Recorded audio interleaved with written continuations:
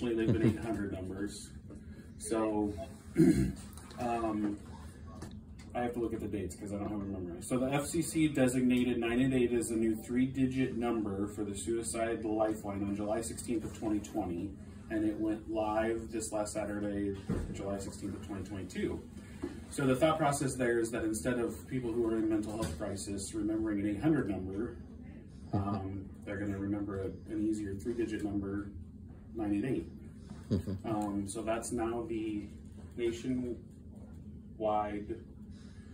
mental health and crisis number.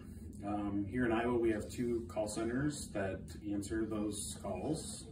They've been set up for years answering the 800 numbers. So they're now prepared to take the calls from 988 as opposed to... Sorry. As opposed to the 800 numbers. You could be talking about something cooler with that music in the background.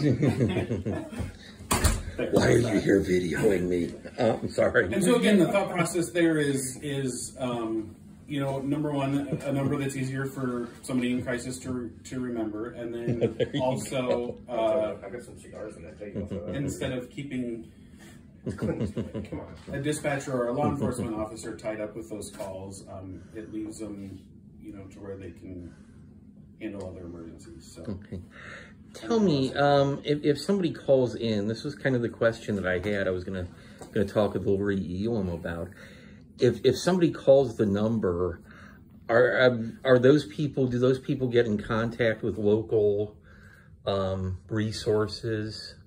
If they need to, yes. So 911 and 988 are obviously going to work hand in hand for a while. It's going to have a learning curve with the public to realize what is appropriate for 911 and what's appropriate for 988. So we obviously are going to work hand in hand with them.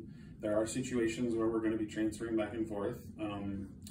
There are situations where there could be an active threat. Somebody who has a weapon or, I don't know, going to jump off the bridge, for instance, where it would be appropriate for law enforcement to respond as opposed to just someone at 988 talking to them. So they would then transfer those calls to us to handle here at a local level. We also have the mobile crisis team here in Eastern Iowa that we can activate and dispatch to residents or scenes if need be. So they're playing a part in this all as well. So there will be interaction between 988 and 911, and we will be transferring. There are situations where we could transfer calls back and forth between both of them.